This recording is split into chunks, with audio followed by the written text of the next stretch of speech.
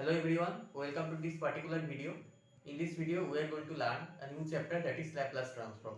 In our previous video, we discussed about types of matrices, some important topics of linear algebra, how you can find the inverse of a 2 cross 2 matrix, 3 cross 2 matrix by using elementary row operation, by using elementary column operation separately.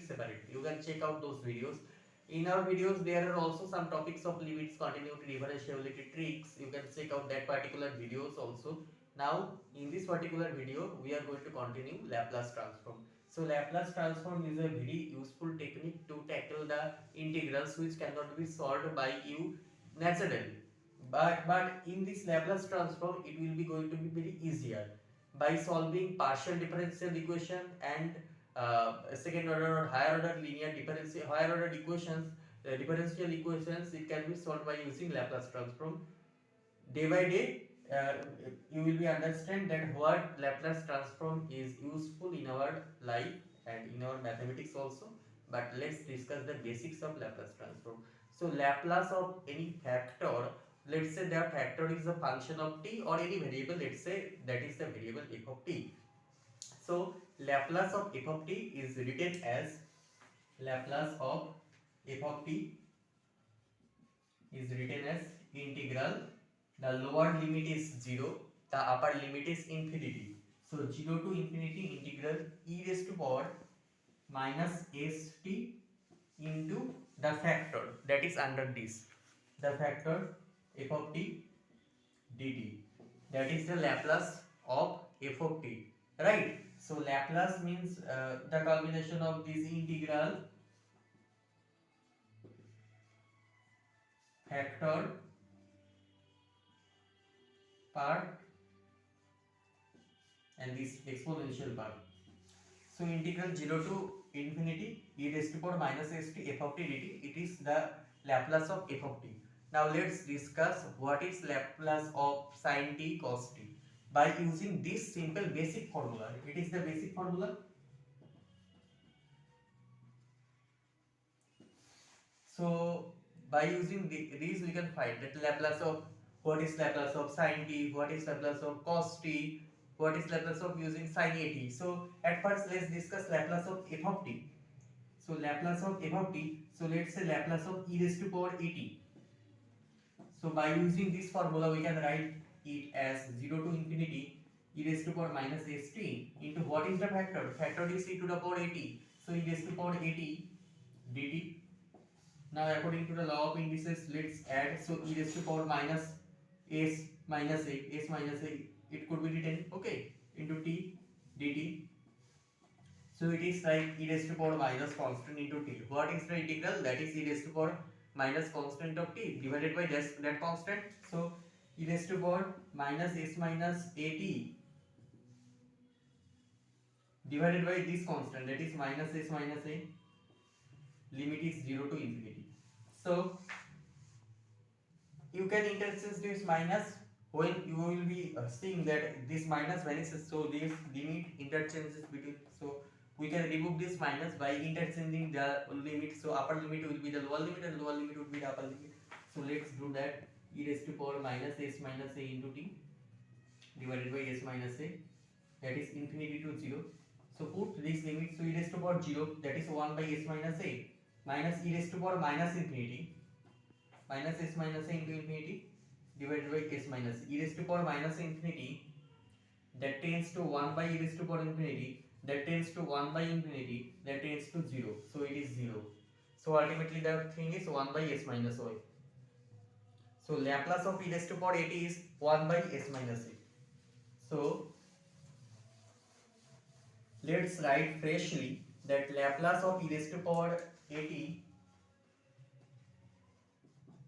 is 1 by s minus a. Similarly, Laplace of e raised to power minus at, put a as minus a. So 1 upon s minus minus a, that is 1 upon s plus a. That is the thing. Now let's discuss Laplace of 1. So Laplace of 1, the factor is 1. It is the constant function, right? So 0 to infinity e raised to power minus st into f of t, that is 1 dt. That means e raised to power minus st by minus s, 0 to infinity So e raised to power minus st by s. We are disappearing this minus sign, so limits should be interchanged. So infinity to 0, that means e raised to power 0 by s minus e raised to power minus infinity by s. That term is 0. So e raised to power 0 is 1, so 1 upon s. So Laplace of 1 is 1 upon s. So what is Laplace of a 1? That is 1 upon s. Laplace of e raised to power minus it is 1 by s plus a, and Laplace of 1, that is 1 by s. Now let's discuss Laplace of sin at, Laplace of cos at, these things. Right? So let's erase these things. Let's derive Laplace of sin t and cos t. So Laplace of sin t, sin at, and Laplace of cos at.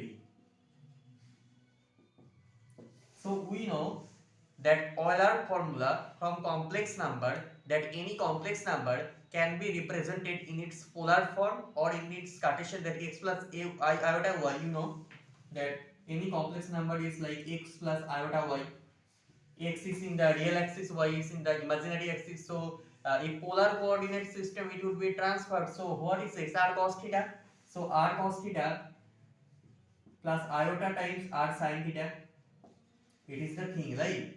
So the plane is Gaussian plane or complex plane. It is x-axis, real x-axis. It is imaginary y-axis, right? So here the point is x comma y, and if you transform in polar, the distance is r and it is theta. So what is x? R cos theta, and what is y? R sin theta. So r cos theta plus iota sin theta. So iota is basically root over -1. So if you take r common, that cos theta plus iota sin theta. So cos theta plus iota sin theta, the thing that can be written as e raised to power I theta, e to the power I theta. You can derive it by expansion of e raised to power iota theta by Maclaurin series. That is 1 plus x square by 2 factorial plus x cube by 3 factorial plus dot dot dot infinity. You put x as iota theta. You separate the real part. You separate the imaginary part. Real part will be cos theta, and this imaginary part will be iota theta. So by separating these real and imaginary parts, you can calculate that e raised to power iota theta will be cos theta plus iota sin theta. By that mean, you can write it. So this thing is known as Euler theorem or complex number. You must remember that thing, because we are using this particular theorem to derive the Laplace of sin at, Laplace of cos at. So let's discuss. I hope you understood. So e raised to power at, that can be written iota at, that can be written as cos at plus iota sin at. I hope you are getting. Are you getting? So that at is theta. So e raised to power I theta can be written as cos theta plus iota sin theta. So e raised to power iota at can be written as cos at plus iota sin at. So let's take Laplace both sides. So Laplace of e raised to power at will be Laplace of this plus Laplace of this. Iota is constant, so Laplace of this. What is Laplace of e raised to power at? In the previous point we discussed that 1 upon 1 by s minus a. So 1 by s minus, here ia. In place of a, here ia. So ia. And what is Laplace of, okay, so it is Laplace of cos at, and it is iota Laplace of sin at. So it should be rationalized, right? It should be rationalized because in the denominator iota or imaginary part is there. We want to have this imaginary part in numerator. So let's rationalize it. When we have to rationalize, we have to multiply by its conjugate pair. Okay. So that means s plus iota a, s minus iota a into s plus iota a. That will be come out as s plus iota a divided by s square plus s square. It can be written as s by s square plus s square plus iota times a by s square plus s square. That is equal to Laplace of cos at plus iota sin of Laplace of sin at. You know the equality of complex number, that is real part equals to the real part and imaginary part equals to the imaginary part of right side. So real part equals real part. So what is Laplace of cos at? Laplace of cos at is s upon s square plus s square. And what is Laplace of sin at? Laplace, by comparing, Laplace of sin at is a upon s square plus s square, right? So we have discussed that Laplace of 1 is 1 up by s, we have discussed that Laplace of e raised to power at is 1 by s minus a. We have discussed